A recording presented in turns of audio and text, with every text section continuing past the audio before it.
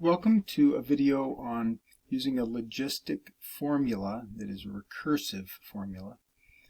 And this recursive formula is one that you might tell by the word recursive. You have to do it over and over again. Recursive means recurring. So it's based on knowing one value in a sequence, preferably the first value, and then you find each subsequent value by using the one previous to it. So we'll go ahead and take a look at this formula. So this tells us that p sub n, that is a term value, some value in a term, is equal to p sub n minus 1, which is the value of the term before it. So if this is the p sub 4, then the term before it would be p sub 3, the third term in the third term, and then plus r times 1 minus p sub 3 again over k times p sub 3. So you'd use the previous term 3 times in the formula, here, here, and here. Now r is the growth rate, and that's considered a growth rate without constraint, but k is the constraint. That is the carrying capacity of the environment in which this population is growing. So there is a restraint. So this is r is the growth rate without restraint. So if something increases by 10%, then r is just 0.1.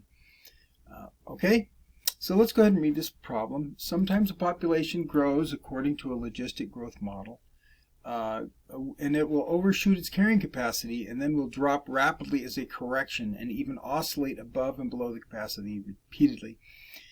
It says, consider a population of rodents that is growing rapidly with an estimated population of 250. Given a growth rate without constraint of 150%, that's our R. That would be, let's go ahead and put that in there, that is R,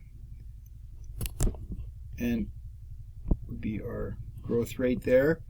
And we write that as 1.5. I'll go down here, or 0.15. 1.5 is 150%, I guess I'll write it out here.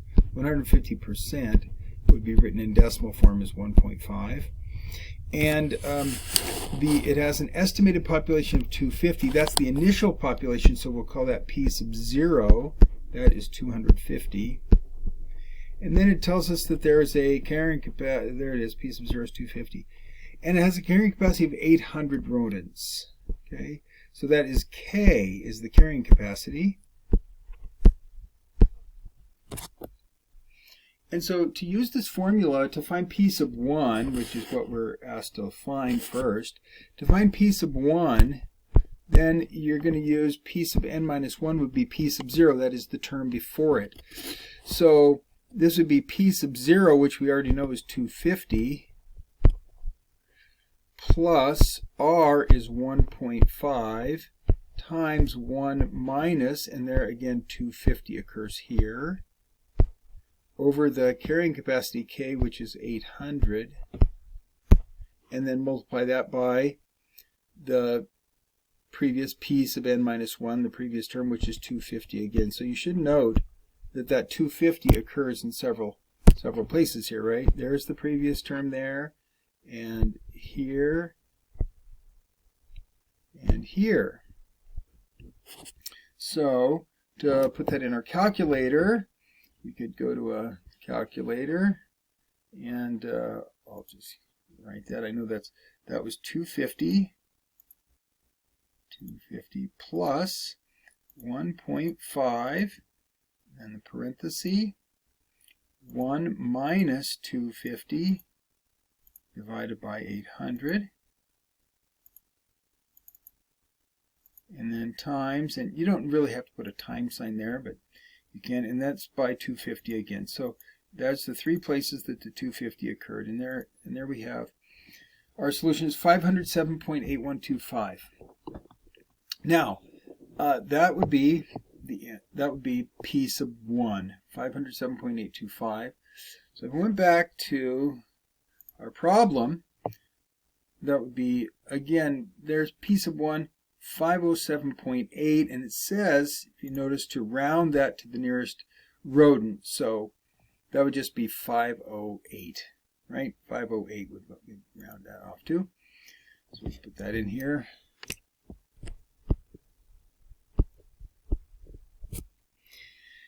Now, notice this asks us to find this all the way through p sub 6. So this formula we'd have to use again. How would we find the next value is p sub 2. So for p sub 2, we'd have to plug in, again, remember, p sub 2, if, here's our p sub n. If we have p sub 2, then p sub n minus 1 would be p sub 1. That is the term before p sub 2. So here we'd be using the 508, or I think it was 507.8 something. We wanted to plug that in with a little more precision. We'd say that's 507.8125, I guess, if we wanted to be that precise. Let's just round that off to 507.8, and then it'd be 1.5, and then it would be again 1 minus, and again here 507.8 divided by 800 times the 507.8. And you can see that we have to go and do the same work again on the calculator. So now we'd be plugging in 507.8125. Now what's interesting is instead of plugging in 507.8125, notice down here below you see this where it says A and S. It's above that the negative sign. So instead of plugging that in by hand, I can go second, A and S, and that will give me the answer from this problem. That, in this case, 507.8125 was that answer. So that's going to be plugged into the formula. And then we go plus, and then again it's 1.5, and then parenthesis 1 minus, and again I'd plug in, instead of 250, that was p sub 0. Now I need to plug in p sub 1, 507.8125. I can hit second answer again there, and then divide that by 800. Notice that the 1.5 and the 800 stay the same every single time. The growth rate, without absent of a constraint, is always going to be 1.5. And this 1 minus the answer divided by 800, that diminishes the growth rate. So that's kind of a factor that the growth rate declines by. And then it multiplies by, again, that answer. So notice we have in 3 places, I'll just go through this so you can see that, the answer plus 1.5 times 1 minus the answer divided by 800 times the answer. If we had entered now, that gives us 786 approximately, and that is going to be our,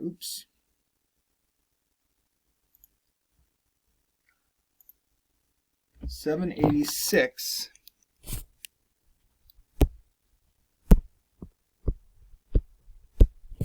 is our second is p sub 2. That's after 2 months. Now after 3 months we're going to have to do the same thing, but notice we already have all this in here already, and you don't have to type that over again. If I hit enter, it will call up this previous function that we just entered, and now the answer that will go in here will be the 786. So I can just hit enter, and that tells me what it will be after the 3rd month. So there's p sub 3 is 806. Okay, so I can put that 806 in here. This is going to be 806.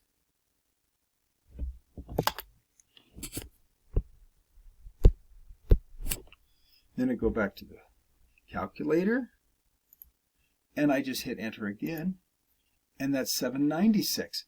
Now, in the reading of the problem, it talked about this overshoot and correct. So that was 796, I believe, right? Let me double check that. 796.6. So about 797 here. So this is 797. Oops. So you may notice that here the capacity was 800. It exceeded the capacity, so this is where there's an overshoot. And this is a correction as it went back down below. So there's an overshoot and correct. It's supposed to be not overshoot and correct here.